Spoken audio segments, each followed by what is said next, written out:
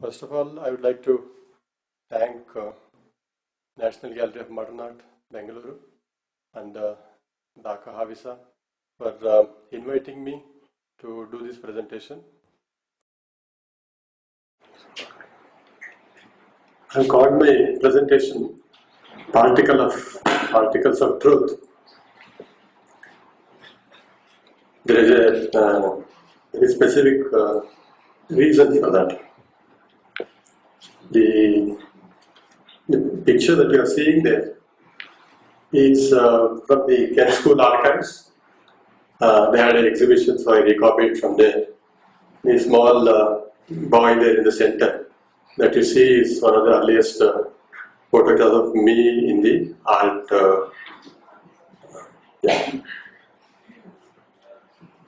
From my childhood, I was interested in art, and then I wanted to join as early as 7th standard. Then our person told me, no, you should do 10th standard and come back. So I used to go there for weekend hobby classes and in summer vacations. So this must have been one of the weekends and demonstrations going on. You can see Madis are there, Narasimhan and Kushal, one of my seniors, and also that is Mr. Kanyappan, who is doing the sculpture in a model. And if I am correct, this is Somsekhar. Somsekhar. So when I saw this, I was very thrilled because it really proves that I was there at that time. Now, my thing is, artists are fond of narrating stories about themselves. More dramatic, the more easily or with enthusiasm it is accepted. So a presentation like this can give a certain picture of who I am, how I grew up, and what I did, and things like that. But that is still a partial truth, a particle of truth, I would say. So I start with my. There will be no more photographs of me in any other plans, just a beginning of that. And I start my presentation with this series of books which I did a few years ago. It was called Experiments with Truth.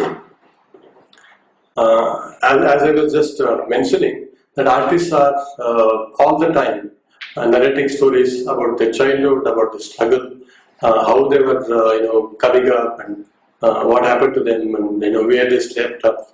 So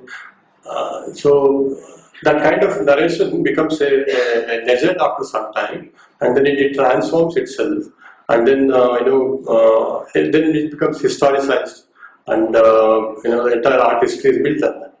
And there are artists like Van Gogh, or Picasso. The stories about them are kept alive by the in publishing industry, by filmmaking, from documentation. From time to time, they revive these stories of artists. So what I did in this set of 5-6 books is that I have created stories about myself, and in each one of them, I am in a different position in the world of art. So in this particular book, I have just finished my course, and then I am unable to find I finished art course. I am unable to find a job, and then I go to a restaurant. I am hungry. I eat, and I tell them I can't pay, so they make me do all the dishwashing and all that.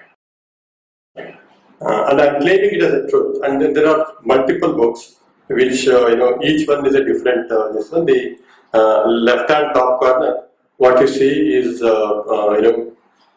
I'm a very successful artist. I beat somebody in a party because he calls me a bad artist, and I'm jailed. And on the right-hand top corner, I want to be an artist, but I can't become one because of various circumstances. So I end up doing signboard painting and things like that. And I just entered for many people in Bangalore, the Chitra Satya is a big milestone for them. And many times when you say you're an artist, they ask me, have you shown in Chitra Satya? So for them it's like a landmark kind of thing. So in this particular book, I've been rejected by the Chitra Satya committee. And what I've done is, And Chitrasati, there are no boundaries. What they mark there, and after that also there are people who come and show. So I have shown my works there, and then somebody has come and shown interest, and they have given me a card, and that has opened up a avenue into the world of art. So in that I am on the almost edge of the this one. In the lower bottom, I am a security guard in a jewelry shop, and I am interested in art, but there is no recourse because of the various circumstances. And there is a mural by B.K. Swarma, and I see it every day. One day he comes there, and I tell him I am very interested. He says, "Come to my house," and so it becomes a mixture of fiction and facts. And of course, B.K. Swarma, I knew him from my childhood. Ganjam shop I know, so it's a mix like that. And in the extreme corner on the bottom side, I am a performing performance art, and I've gone there and I'm sitting with beggars in Majestic in Annamma temple, and the beggars don't allow me to sit there. They think I'm a competitor, so I get a police protection and I sit there and take some photographs. And so basically, my understanding of the art world is that if you see museum as the cyclocyclone, and then there are layers and layers for one to reach there. And so in this book, these two books were shown in a Biennale of paper art in UK, 5 countries. It was traveling from 2 years. So in one, I'm a security guard in a Jamindar's house, and his son realizes that I have some art talent. So he takes me to Kent School and he says, "I will pay for your education, you should go and join." And of course, he has a liking for me, and it becomes a different kind of this one. And the last one, I'm a studio assistant, and I'm all the time trying to become the artist who is my master there. And then when he's not there, I play pranks, and in this particular thing, I'm posing for him for a painting. So I'm trying to position all these stories at different stages of an artist's career or whatever growth one says. So after just about say 2 decades or 3 decades, these stories will hopefully get mixed up with my own stories, and then muddles of the whole this one, and nobody will be able to know who I was, what my real this one is. So that is the idea, that the idea of the artist's true self, if there is one, and so how does one perceive it, and how does how it is documented, how it is propagated by the industry. So now I take a big cut and go back to the first few paintings of me. These were just, I think, 7th or 8th standard. My teacher had told me he will be here BKPC. That was in 7th standard. It was a small school in Malaysia called Venkatesh Vidyalaya. They had given me a corridor space, so I put up strings and I displayed these. So officially, you can say that was my first so then later, I went to, as I told you, this fascination. You can see some of the fantasy kind of landscape, and my brother was the model there. And the central one on top, you can see that I was reading a book on Chandrasekhar Azad, where he meets these people who have come to kill him, and he hides behind a tree. Yeah, you can see that I started going to the Kent School of Art, and you can see some amount of skill building up, and some still life. And I used to go and do landscapes in Kavan Park and Lal Bagh and all that. And then at least on 2 occasions I met Rumale, and he called me to his home, I'd been to his home, and then he gave me a catalogue with signs and all that. And the landscape that you see at the right hand bottom corner, that was the last day of my high school. I was so excited that I am no more going to study in a very conventional way. And then I'd taken all my material, paper, color, everything, wrote the exam, went out to the park in Gandhinagar High School, opposite to them, did that landscape and came home. So that was the day of freedom, one can say. Some works from my Kent School days. 2 years I studied in Kent School, 83 to 85. And as any art school would have conventions of still life and portrait and things like that. So I did all those things. And I was very fond of pastels, and we used to get a pastel called Apsara, very soft pastel. I used to do that. And then some of these were what you see on top, they were done at home. And I used to always, other teachers, not uncle, they would say this is not still life, and I used to have constant arguments with them. And the one that you see in black and white, that day Harpal was there, I was doing this one, and they said, see if you can just, extrude one part of it, and now it will become abstract kind of form. And what you see on the extreme right down is the one of the attempts at trying to do the whole still life in collage and resolve the issues in a very different way. Some portraits, and just then that machine had come, the lithography machine, and a lot of printmaking activity going on in Ken School at that time. I remember very vividly Shiva Prasad, Sham, Mani, many others would spend a lot of time doing prints there. And I come from a background where my father had a letterpress printing shop, so it was easy for me to get roller and ink and all that. So I did a lot of, and that was one and only self-portrait that I've done on the left hand bottom corner. These were some of the attempts at doing prints. What I used to do is I used to make a wax bed and then carve into that, and then take a print and then melt the wax again and then reuse that. So that was one of the, and because the wax was soft, it was able to take impressions, as you can see. Some kind of pattern is also developed there, and you can see other artists coming there. Monk is there. This is one of the Shantiniketan sculptures. So vaguely remembered kind of influence from other artists. And the one on the right hand bottom corner, that is entirely done with stamps, various kinds of stamps, and I was trying to create a cityscape.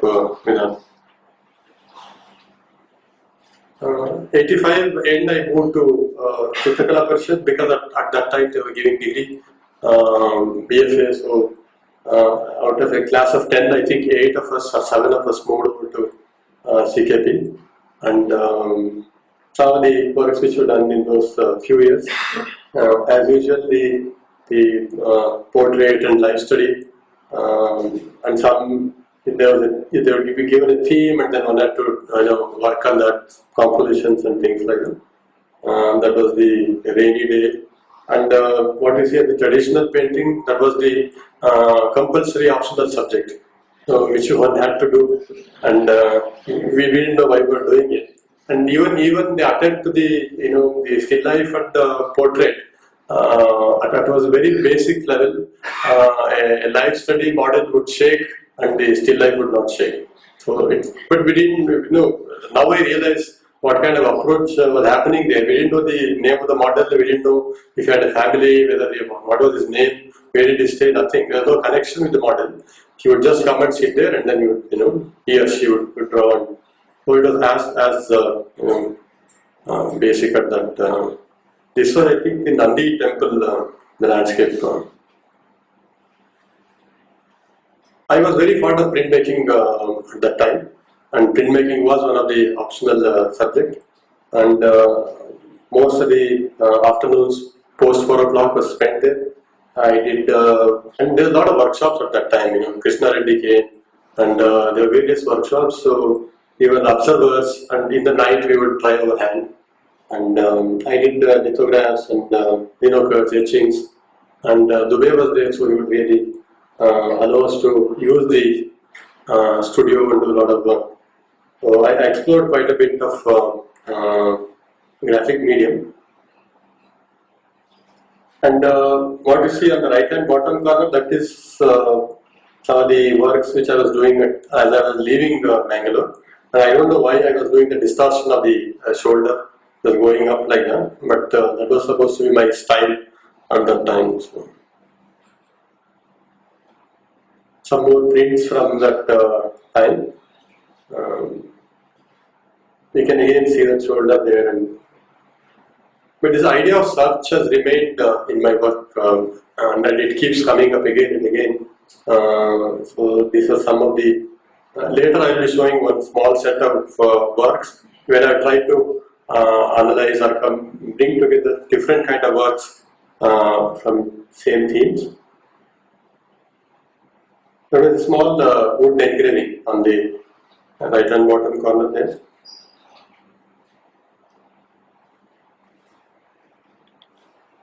88 to 90 was the Baroda this one, and by the time I went there, I was quite familiar with the printmaking medium, so it was a question of extending the practice. But in both Baroda and CKP, I must say now, there's hardly any discussion about imagery or the process of developing a work and things like that. I wish we had such discussion. I would have saved about a decade at least very easily. The left hand top, this one is, it's me. That's me. At that time, I was very much fond of Bacon's, Francis Bacon's work. You can see some of the influences there.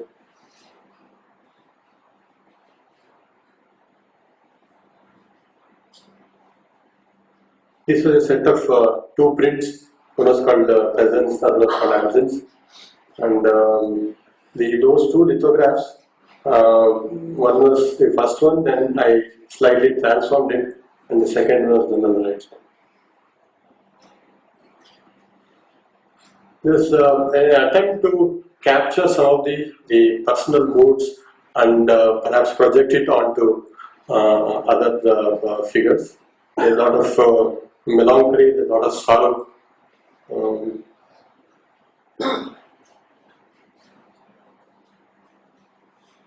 It's got eternal waiting. Both the right hand side print was done in Bhopal. There was a camp of all the students from across India. So I met Bose there and various other artists.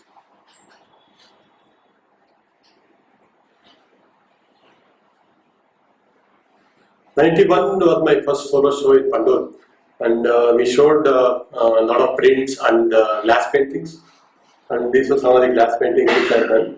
And what I was trying to do was basically, what I realized now is I was trying to extend the language of printmaking with lines, but adding color to it. And then, if you see some of the lithographs which I had shown earlier, this looks like more like a colored lithograph, and because one can do drawing and then start applying color from the backside. And these are not very big actually. They're some 10 inches, 12 inches. So out of proportion, enlarged now. So it is difficult to. But I was using different colored pencils, glass marking pencils, and then I would work with acrylic or fabric paint, and then use colored sheet in the backside. And at that time, there was a lot of interest in reverse painting, even in Kent School. Adipad used to do, and so we had seen that maybe that was carried over from there. Some more glass paintings.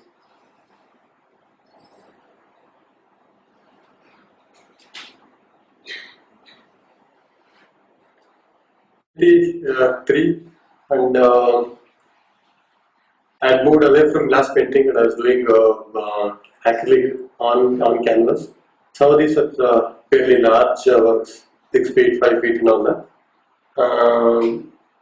I was collecting some of these photographs and then slightly transforming them and then adopting them in my work.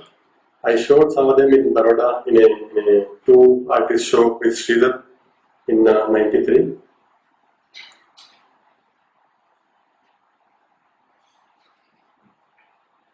Some small watercolors, and the left hand side was one of the slightly bigger work.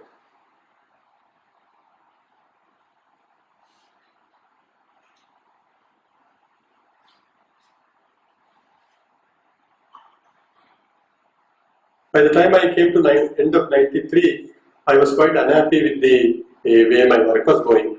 And many friends who saw, they would say, "Oh, Baroda, somehow I don't know what was that was prompting that kind of comment." But I wanted to get out of that particular thing. So I literally started cutting my own work and then make new collages out of them. So you can see bits and pieces of other works coming together and then becoming something else. It was almost deconstructing a set of works and then creating a new set of imagery. This I showed in Pandol in '94.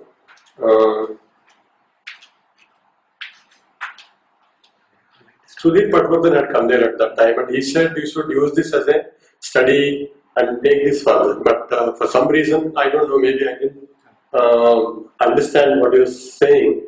So I could not sustain this further in the sense I could not use it as a study and then make larger canvases based on that, as he was suggesting. Sometimes I feel I had done that. I wish I had done that. I can see a lot of potential in those works. End of '94, I joined RV, and some free time was there, but there was not enough space to do bigger work. So I started exploring. See, instead of using my own work as a ready-made, I said, what if I take ready printed images and then start building up collages from that. And I did quite a bit of work, but it was never shown. Not even one piece was shown anywhere. But I learned many lessons from that exercise, and you can see later how it plays out in my work. Especially this idea of two sides that you're seeing in that bed and the sky. This one starts becoming a kind of way I build up my artist books. This was 95, 96. Those 94 show also I showed in Venkatappa, and then it was taken to Pandul. This show also I showed in Venkatappa. Nauzar was there at that time, and we did the show together. And this is one of the large works which Yusuf has in his collection now, from 5 feet by 6 feet, I think. So I was trying to slightly extend what I was doing in those watercolors. I'm trying to bring in imagery from the city, a collage of images, impressions, marks and things like that. You can see partly a billboard here, a small house there, I think. And there are also small pasted paper pieces which gets integrated into the overall work. Some more works from that set. But what I'm trying to do is just show 3-4 works from each phase. But in each there will be at least 30-40 works. So that is the kind of exploration that went on. So it was still a urban centric or trying to capture moments of visual from a city. Some of these slightly larger, that is 6 feet by 3 feet, like that.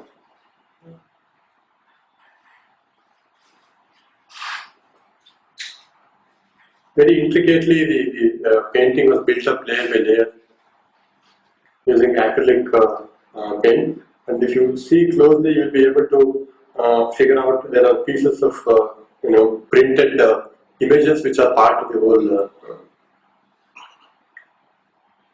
Little later, I was trying to see if I can totally altogether remove the elements of representation in my work. So it became more and more non-figurative and just a certain amount of working with color and form and arrangements like that. For a year and a half or 2 years, I think I was trying to go in that direction. I really enjoy the tactile part of the work, applying the color, waiting for it to dry, again come back to it in a different layer. And even now, from time to time, I do some works just to enjoy the. And what you see on the right side were my first attempts But engaging with computer, there were some computers in army, so in a free time I started playing around with them with the basic tools like paintbrush and all that. And you can see some small works which are related to what was happening in my paintings and other mediums.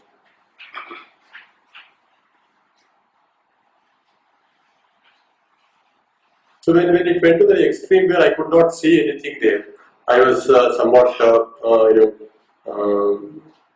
dissatisfied or wanted to bring something else, maybe a image of a representational nature. So I started bringing very small, very highly realistically painted images.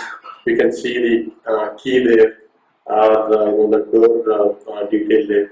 So the painting would be largely like my earlier other work, and these kind of images were inserted into that in a certain way, and they started floating in that space. When I'm showing these works, they look very logical, almost in a neat kind of development from one to the other. It doesn't happen like that. So there are a lot of dead ends or failed works. So anyone who has seen an artist's body of work are aware of that multiple attempts which are made. And a presentation like this gives a very different kind of idea of how the work is going. It makes a very neat, logical, logical path is taken. But in insight, these things happen. But when one is actually working, it is like driving in the night. You just see the next few hundred feet and nothing more than that. And then one is going by a very intuitive way of trying to figure out what can be done next. By 97, 98, I was again, somewhat dissatisfied with how the work was going on. So I started exploring material. We have this Kadibanda paper making unit near my house. So I started buying pulp from there. And I started doing casting of small things.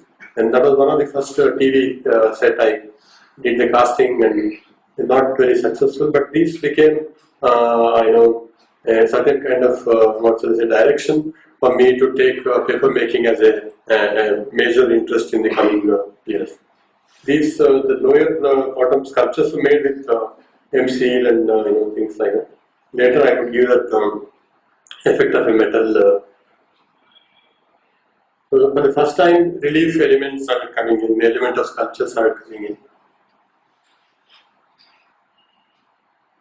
The work in the center got me the national award.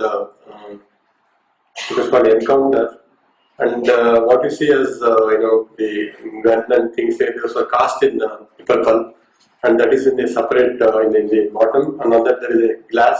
On the glass from inside I had painted these figures.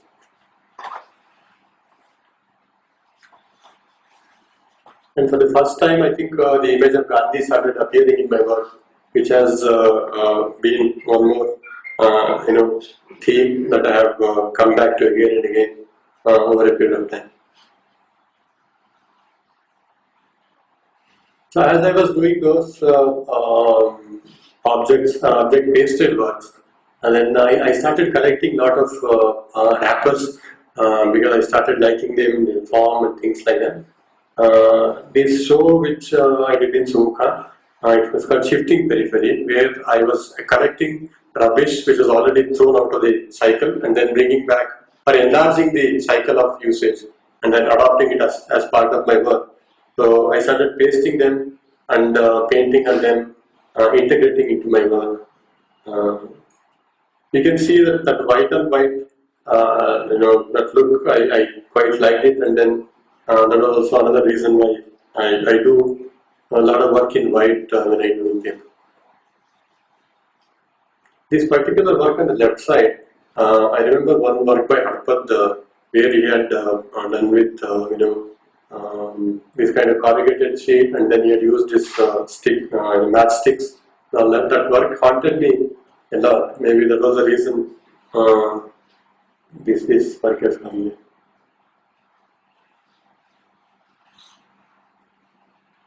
So these were wrappers, and then so what somebody had used the inner part and then used once and thrown away. So I started bringing it back.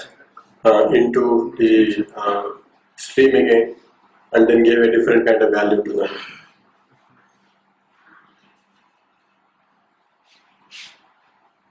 The left-hand top corner work was done in Chowpandan. Vasu called few artists, me, Shanti Archana, to stay there and work for a week. And I did that work there.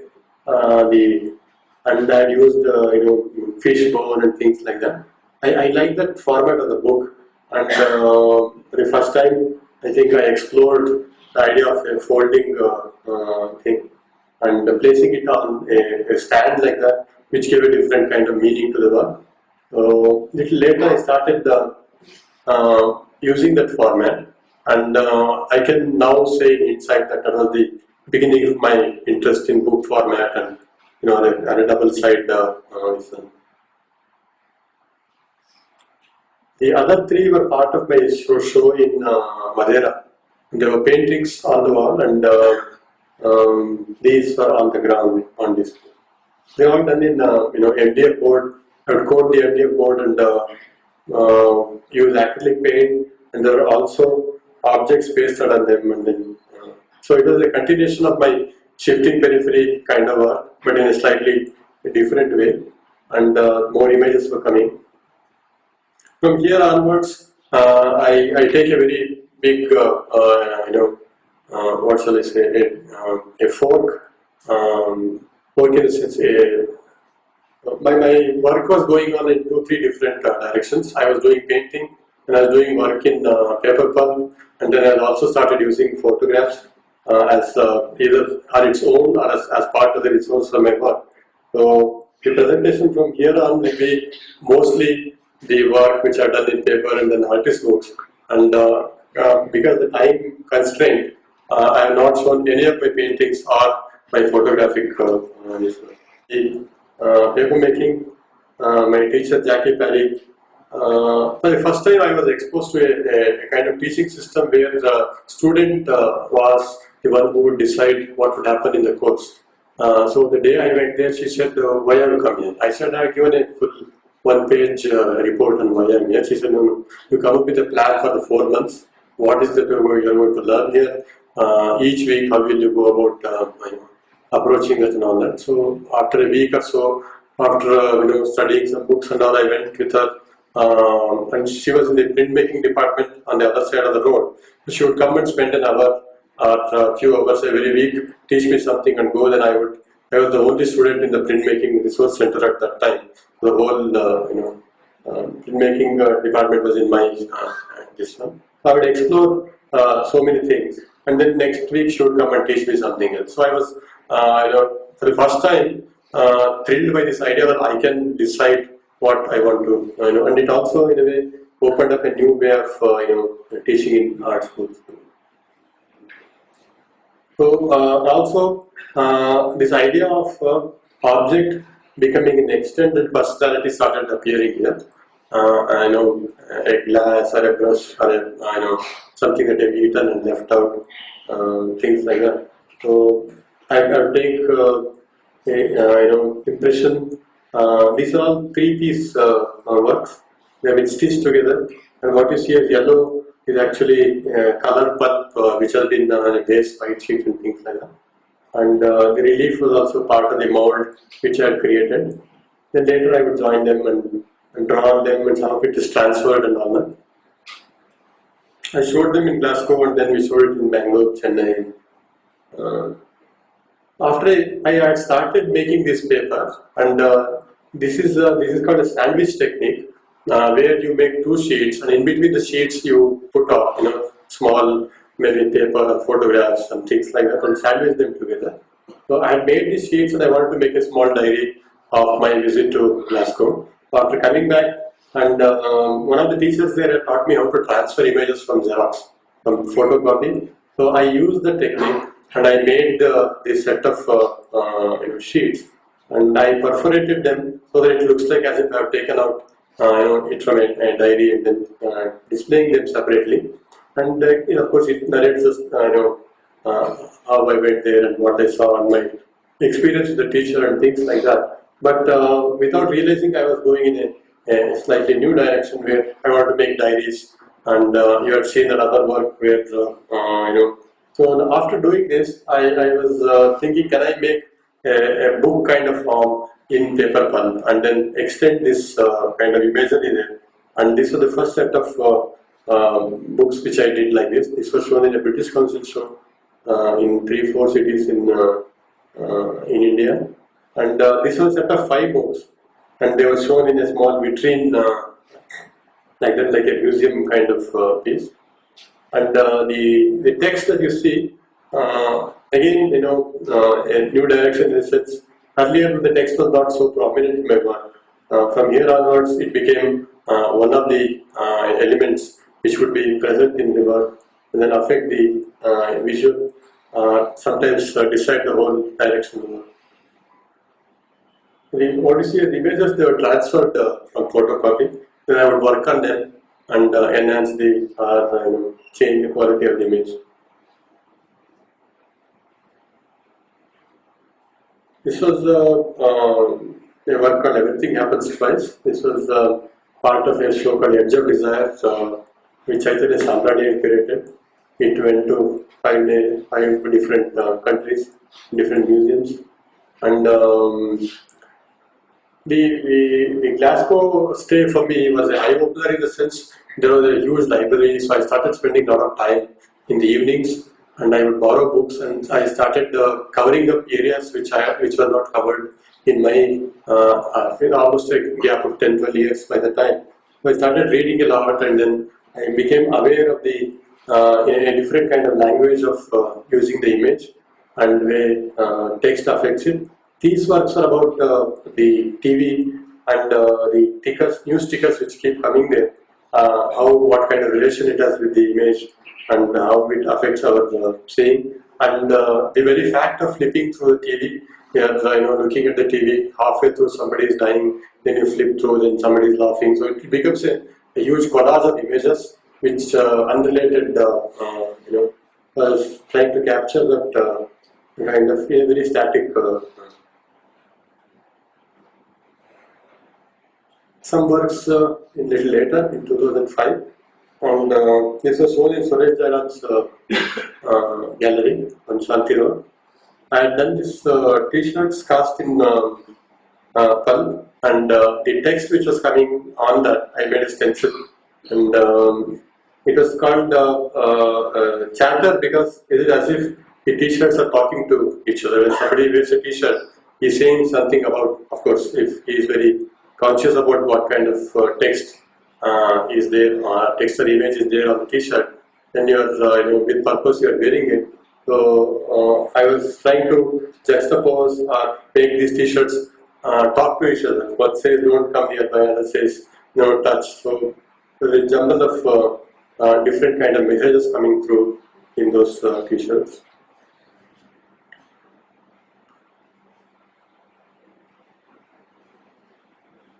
This set of works was shown in Bangalore, and then I took it to Santa Fe, which was a big art fair there. There was a set of 37 or 38 books, if I remember correctly, and each one had a certain specific. The text, like here, say, Chasing Dreams, that would decide all the images that would come around that, and the text I would write, and part of the partly in Kannada, partly in English. So the idea was that only somebody who knows both English and Kannada can comprehend the whole book, and nobody else.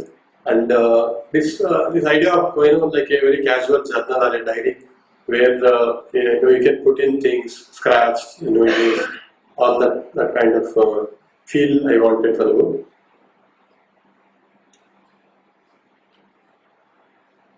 If you see just below the chasing, there is an image of a man salivating, and that image kept coming in my, I maintain a journal of ideas which come to me. Almost I carry that book with me everywhere. So as and how ideas pop up, or sometimes I sit deliberately for some time and try to develop ideas. So in those books, this tongue coming out or lacerating, It was coming for a very long time, almost 5-6 years. Then I will show you a little later. It became a complete work on its own. So I was doing a series of paintings along with this, and images were traveling from painting to book, from book to painting, or photographs like that. So there was a lot of give and take between them. And there's another a donkey there which is carrying a load, and something is tied to its head. That also became another sculpture later. So these are all part of that bigger set of 39 books, which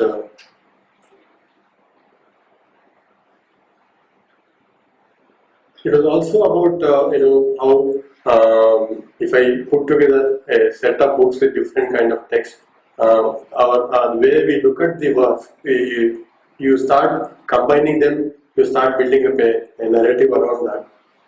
So I was playing on that.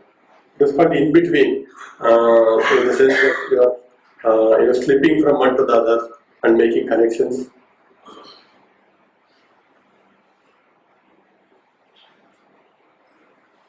And many of these, like say, making you no signal. I would, I'm looking at a magazine or an advertisement, and I would write it in my book, and that became one text there. And many times I used it because it became a very key word for a potential development. In this work about faith, you can see one man is on a pedestal that becomes more authentic, and the man who doesn't have the pedestal becomes fake. Other kind of so this whole idea of what is authentic, what is not. The whole book will become an inquiry about these kind of ideas around that. These were not pre-planned in the sense I would not plan the whole book. I would start connecting images and around that one central text, and then start placing them and transfer them, and then the text would come later.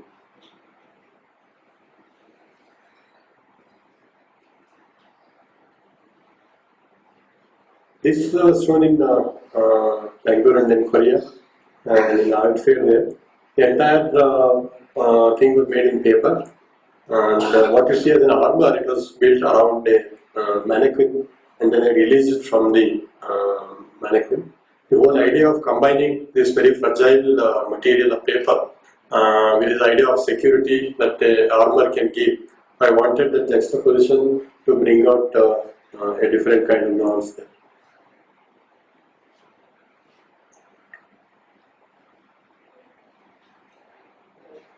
So what was just a relief element in the paperwork, we started exploring it as a sculptural kind of form, and trying to explore its potential as much as possible. This was also shown in Korea at a much later date. Recently I had shown this in Bangalore, in UB City. This was about memory slips, how we remember things in our brain, an experience which creates a somatic marker in the brain. So it's like a tag. So you build millions of that kind of tags and then build your pattern. So there were these post-it kind of notes, but I had made drawings on that, text on that. So all pasted on each one of these. And the torsos that you see, each one is made from a different kind of pulp. One is made from banana, other is made from grass, aracanut, and bagasse, like that. So that's why the color of each one is different. In my studio, I make paper from different kind of plant fibers, and then when the paper is fresh, I use it in creating sculptures and so on. These were some attempts to bring elements which were appearing in my painting into the book. So they were done with watercolor and pastels on them. There were photographic references. This particular one in the left-hand bottom corner, then those were photographs actually pasted on the paper.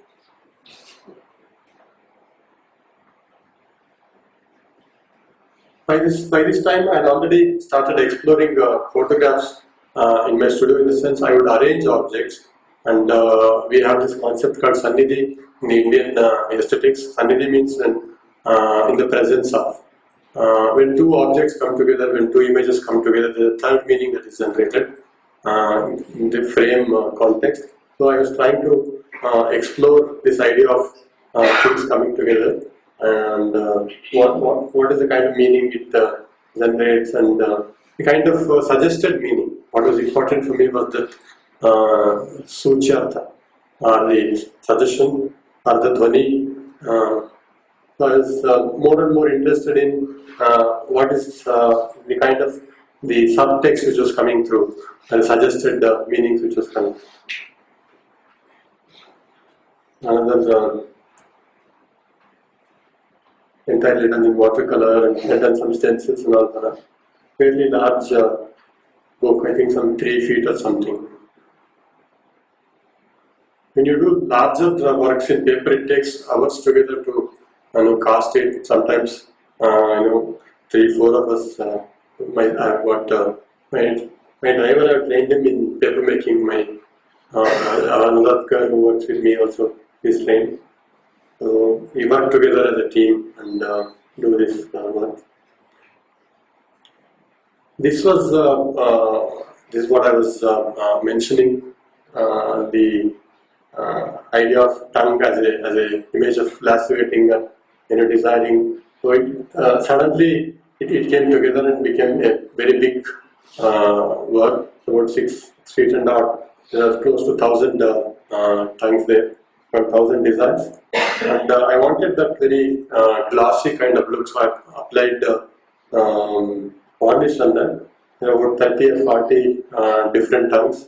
Nidhi, who is here, comes to my studio and helps me in some of these.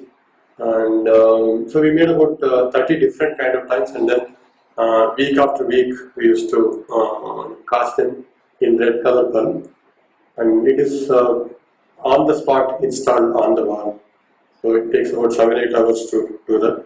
Later, first it was shown in Delhi, then I showed it in Canada.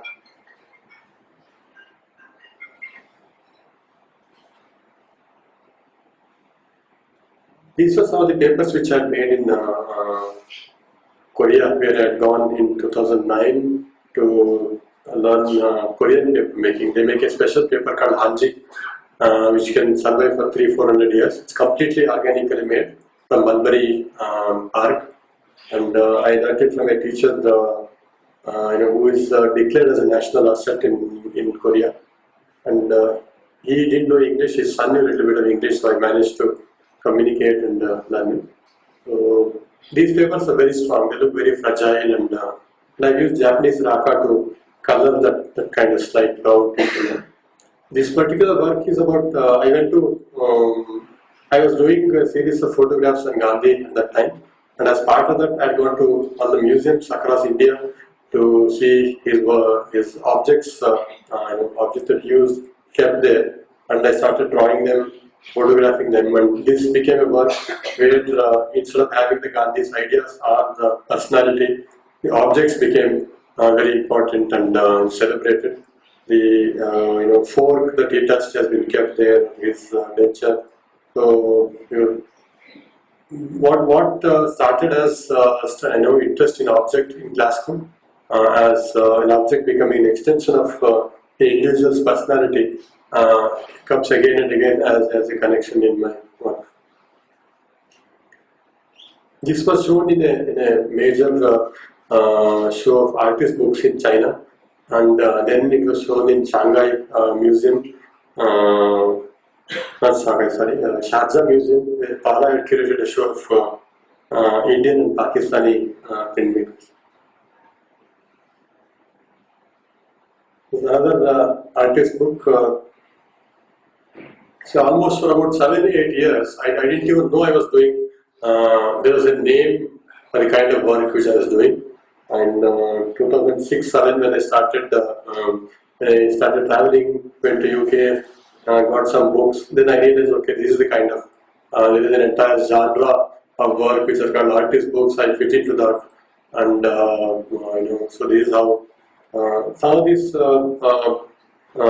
This I wanted to bring back the connection with palm leaf books. So I made the sheets, and then I used tea decoction, and I made them brownish, and each one has some images and then text which are related to them, and you can separate them and read them together. The book was called Banana and the Sword. It was shown in UK, and some collector they have it. His whole idea of Banana and the Sword was how extreme force is used in our times to solve very minor problems. So it becomes a kind of ego issue sometimes, or just the showing of power. So you send missiles and drones and kill two people and things like that. This particular text that is there, I just want to read that. Ageya bitti bedadavage, hೂಗಳ ಕೆಂಪು ತಿಳಿಯಿತು ಹೇಗೆ. ದಿನ ದಿನವೂ ನೀರೆರೆದು ಸಾಕಿ ಸಲುಹಿದ ಅಲುಗು ಬೇರ್ಬಿಟ್ಟು ಧರತಿ ಬಗೆದವು. If you're breeding, knives and things like that, you don't expect, suddenly becoming lovers, and they're going to, pierce the earth more and more as time goes by.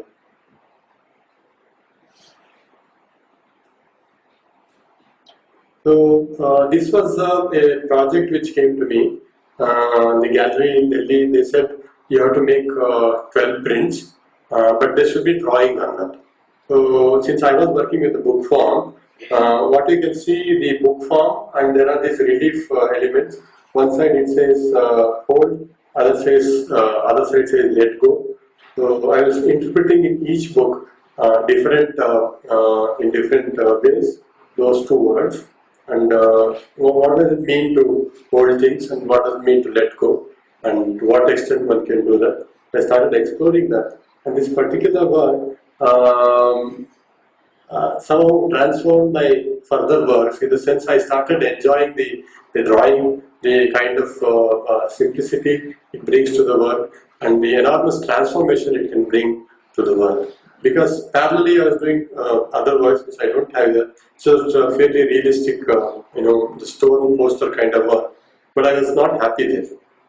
So this offered a kind of solution of how one can get out of the realistic this one, and then start transforming the experience and image.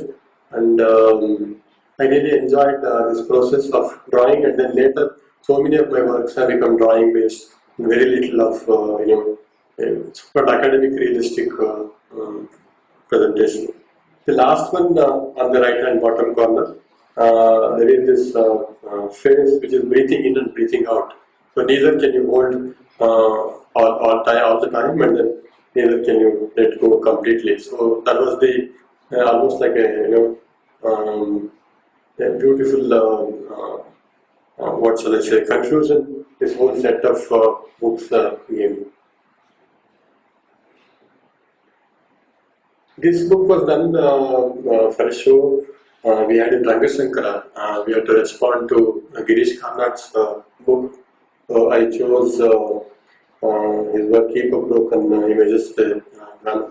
So on one side, there are two sides of me being represented there, but it's all in bits and pieces, and as everyone cannot hold the whole together. It was not devised on the computer before. Physically, I made pieces and then started shifting them, and made the whole thing on a ground, and then later it was in the same way pasted on the board.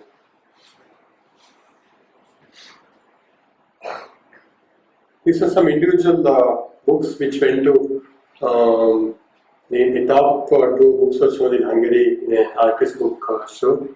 And the bottom two were shown in Bengaluru in Gallery Day. It was a show about poetry and artists relating to the text there. If you look at these books, they're somewhat different from my other books which I started with, where it was a kind of diary, there's a free-flowing set of images. This is more like a proper earlier miniature kind of thing, where you have one image and one text, both are responding to each other.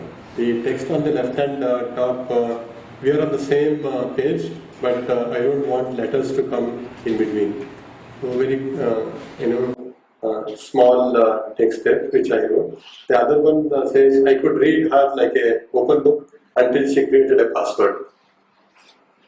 So what I was writing, and then I started adapting them as part of the but in a much bigger way. And I like that typewriter font. My father was a typist, so I have that affinity for that.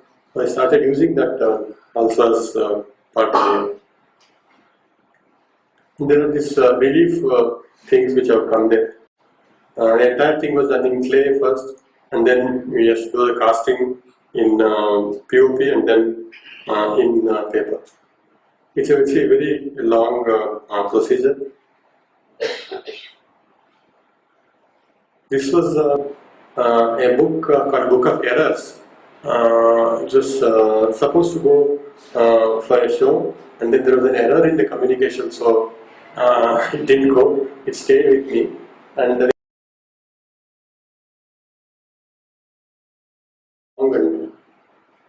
different ways of understanding mistake, error, and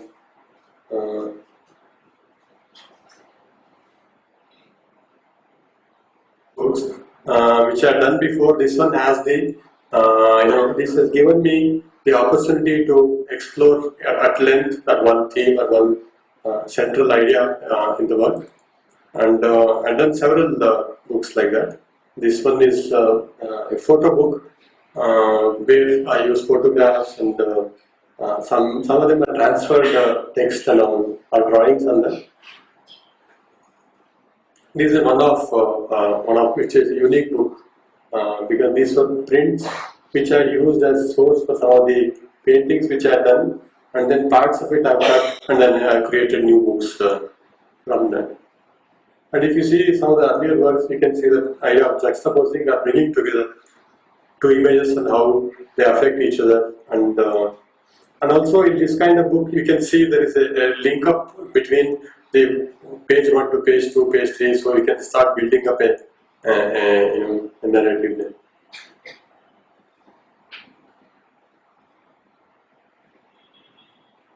This was a book called My Dear, which I showed in Australia. There was a big show of artist books. The entire set of photographs, there are more sheets which I don't not included here. They're all taken in a mobile of my fingers and nails and hand, things like that. This whole idea of and when a mobile, the earlier mobile with the camera was not very good, but it started giving a certain vague image, but one could still make out it was part of a body, and there is a misread there. You are wondering which part of the body, so there is a guessing game there. And the second idea was that why every photograph has to be a crisp photograph which has to reveal everything in one go. So I used it, and there are some text in between which keep appearing, which says I love you but I don't know you, I can't see you, I'm so close I can't see you clearly. So just very little text, but mostly it's going along with images.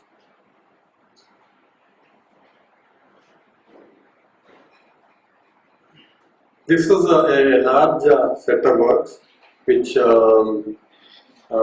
a commissioned work actually, but the theme was so interesting I agreed to do that. Done for a company called Marico in Mumbai.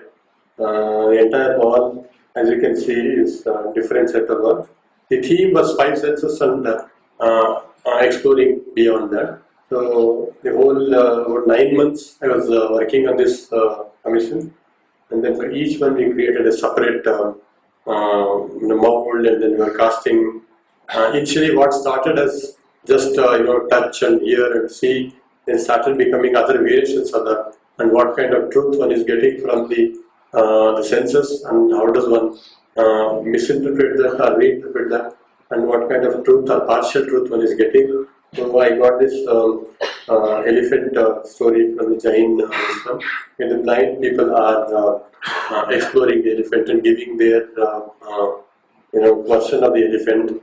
And so in this process, I started exploring various philosophical approaches to the idea of truth and how Jain philosophy doesn't approve of one absolute truth. It says partial truth. So that has really affected my way of thinking and how I approach. That's why I know the initial title of Particles of Truth has appeared. And then this idea of seeing the positive and the negative, this whole idea of hand becoming the eye, an extension of the personality. Like.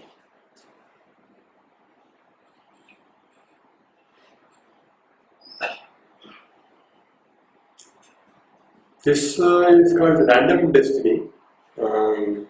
These were lying in Suresh Jairam's house and I just picked it up. They are from this Chakad weaving punch card. And initially I thought I will draw on them because they started looking to me like this, palm leaf manuscript kind of format and color. But then later the realized whatever I introduce there will not go along with the punch card this one. So and then for me, punch card is like a destiny for the design. Whatever is there, that keeps continuing. And one of the questions I again and again have touched in my work is how free is one person, and as an individual, how free you are, and what amount of predetermined destiny is controlling your actions and things like that. And so what I have done is I have introduced different codes there, very big ones, which will alter the destiny of the design that is going to come out of the and I have shown it like a book also, so it's a multi-purpose The word random destiny itself is somewhat paradoxical in that sense. This was for a show in Hyderabad, which this one curated, George Martin, and the theme, the curator note was about the excess of our consumption pattern and how we go on acquiring and then consuming. So I wanted to bring that as almost like a statement or something which can be bought. So this entire the whole whole shirt is made from paper, Anji paper, and on that I used a stamp. It says more, some more, more, some more continuously. You can remember our Prime Minister wearing one such named this one. And I wanted to try the other version. What if I make it very, very visual, very evocative? So I made this kind of jackets that some politicians wear with very golden this one, pockets filled with very heavy gold and things like that. So two different approaches, but the idea behind was the same. Whole series of actions will follow that. So the choices that you make at each juncture decides. So here I am taking the central sort of a circle, and in each part it becomes. Of course, the garden of working paths goes to this extent of parallel reality, where all the options are worked out, are being played out at some point or the other. So there is no option left out. But in my this one, I try to visually approach that, and then the circle gets transformed each step. This we have done with my student as one of the exercises also. You can see for my this one, my teaching, writing, and my personal work, they always affect each other, and what I do here gets transferred onto the teaching. This is another more like a spine, and then from there the narrative keeps growing in two different ways.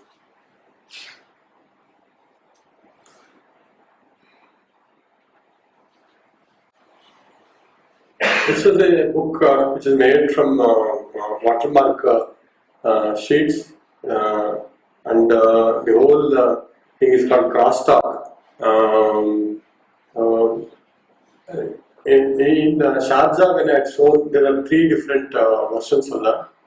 In Sharjah, when I showed, as you can see in the lower bottom, the whole thing was stitched like a one work, and it was all lit from backside. Only when there is a backlight, you can see the watermark and you can see the images. The book which I've done on top, you have to flip through, and there is a time element that is involved in that. So it's like a series of conversation that is going on, which is unraveling the story. And I've used these black sheets in between to reveal the watermark. This was one in between work which I did when the Bihar election this was going on. I posted it on the Facebook, and there were different kind of responses to that, and only very few people got the kind of sarcasm and irony suggested there. The last one, that black one, I posted on the day election results came, saying that this is the time when cows go home, and after that there has been no talk of it.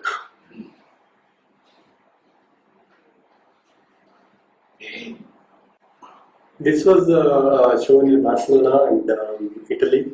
The curator given the theme of building a book around seeds and this one. So what I have done is the entire book was shown like a very object which can be used in an emergency kind of situation, and I'm imagining a very apocalyptic kind of situation where everything is lost. So these sheets are made from organic material. In between these sheets, there are seeds which are sandwiched there. So you can use the knowledge that is given in the book.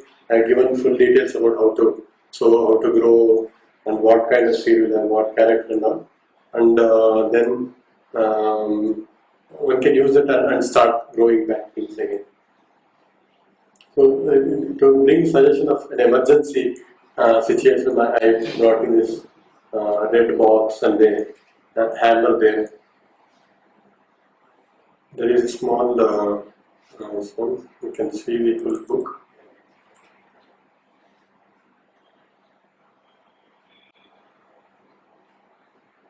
A book which this was there is a lawyer company called Anand and Anand, and of late they started collecting artist books, especially altar books. Altar book means there is an existing book and you make an intervention in the book, and then you bring in new kind of meanings into that. Then they had given a set of books from which I could choose. So I chose this book of standards of weights and measures manual, and I started inserting in these conversations which talk about things which cannot be measured easily, or standardized about love or ego, how we judge each other in the first conversation. And the cover itself I changed, where one is measuring the frogs. The Kannada this one is there, Kappe Takri acting. So that literally I got that on the cover, and then I was trying to change the very meaning of the book, or bring a voice of doubt in the whole book.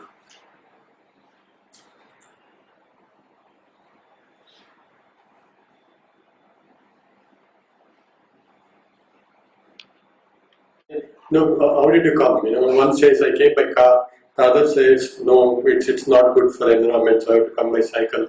So each one trying to about happiness, about likes and dislikes, about authentic and fake. There are some conversations about karma and then believing in God and things like that. These were printed on tracing sheet, and then I pasted them in between the book, so it almost looks like part of the book. And then I have provided this marks on some pages, suggest that you can quickly go there and start searching for that. In the way the typography fonts are used, typefaces, it builds up a certain character for the man or the woman who is speaking, and whether he's loud or meek or very conciliatory and things like that.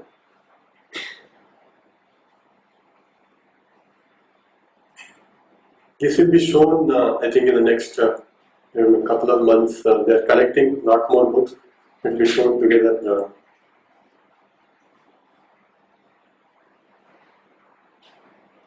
I've done very few altered books, so this was one of the very enjoyable projects in that. And as you can see, my interest in text and this one has continued.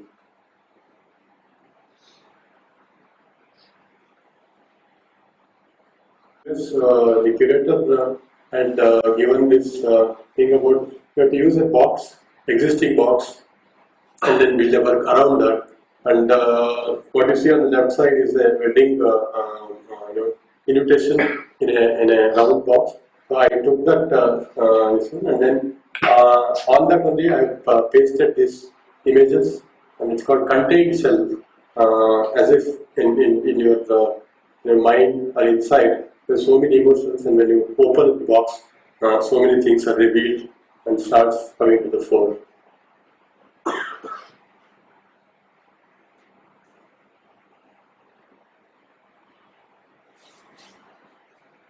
This was one of the books which I showed in Delhi in a joint Indo-Korea artist show.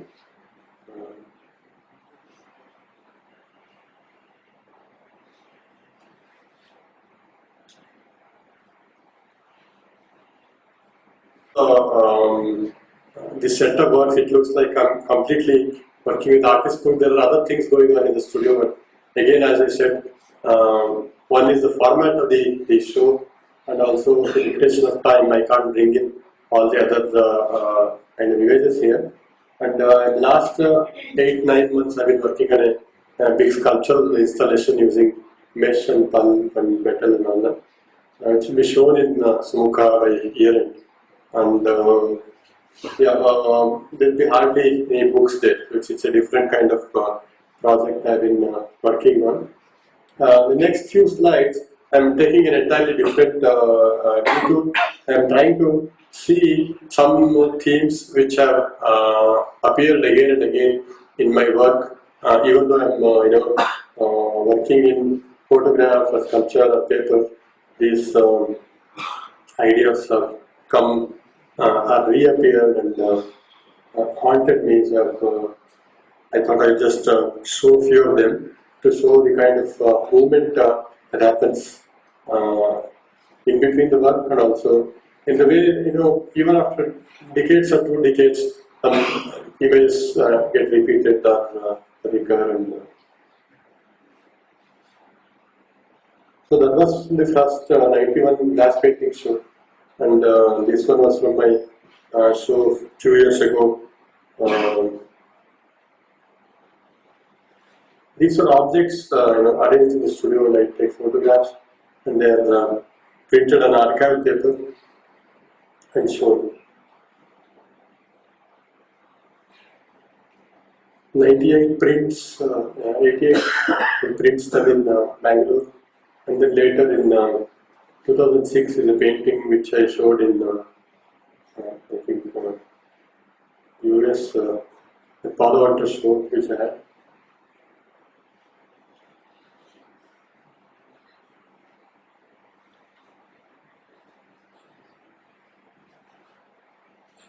Again, these are analyzing which happens in inside, and one is trying to look back at the documentation and say, okay, this is what is happening there. I can see this link. It is not that I'm trying to, okay, now I'm going to make one more reinterpretation of the 10 years ago image. Like it doesn't happen.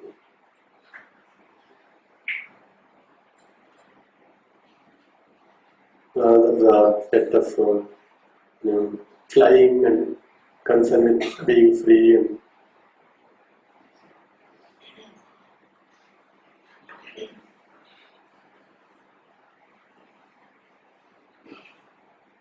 this is another set of this one where you are confronting the animal and the darker forces within you, and either being succumbed to them or seeing yourself in a different way. A small this one on the left hand top corner, seeing that image. ಕನ್ನಡಿಯಲ್ಲಿ ಕಂಡ ಯಾರೋ ಹೊಸಬ ನಾನರಿಯದ ಮತ್ತೊಬ್ಬ ನನ್ನೊಳಗೆ ಕಂಡಾಗ ಬೆಚ್ಚಿ ಬಿದ್ದೆ ಎಲ್ಲಿದ್ದ ಇಷ್ಟು ದಿನ ಯಾರಿದ್ದ ಒಳಗಿನ ಕತ್ತಲು ಹೆಪ್ಪುಗಟ್ಟಿದ Kirataka. The inner darkness has manifested, and then this new person has appeared from inside, and I see him in the mirror, and I'm astonished, rather horrified. And,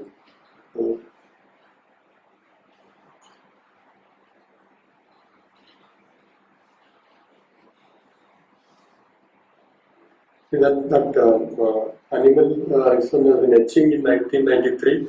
Then I found a terracotta sculpture when I went to Andhra, Vizag, the tribal sculpture. So suddenly I remembered that, and then I got that, and then that became part of another.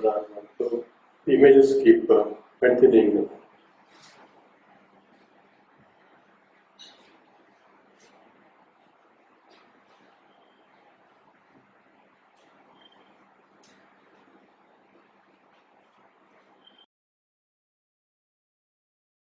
Set of analysis of my work, like how text-image relationship are, this idea of Gandhi or Buddha appearing in different ways, are how they become very suggestive or they become very representational direct.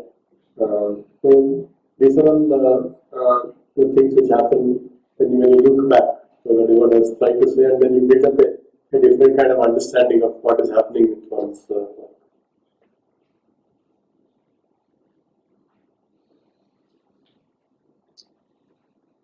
This was in '93 with Apple, and on the right, going in Hyde Park, and I saw this man. Oh my God, he's sitting there. My print, I took a picture, and that became part of my another photo book.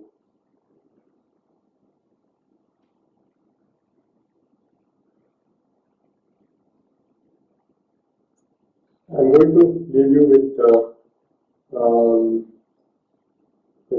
these are some of the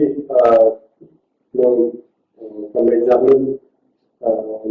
What I do is each time when I'm working, whatever is interesting to that particular set of works, I bring it out by watching them and putting it in my studio, so that one can keep seeing it again and again, and it is transforming into actual work now.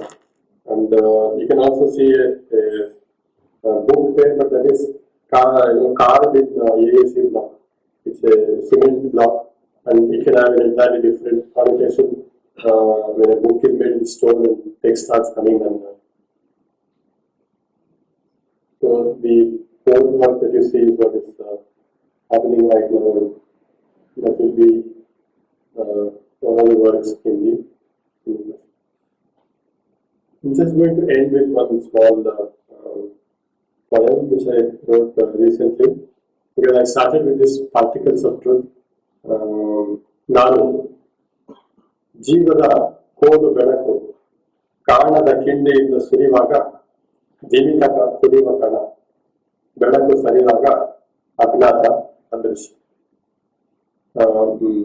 When you're going in to the entire road is dug up, and then you see particles of dust. So for that moment you see the dust and then it's gone. So I'm understanding myself as a particle of dust just floating around. When there is light, you dance, and then the light is gone, there you go. That is it.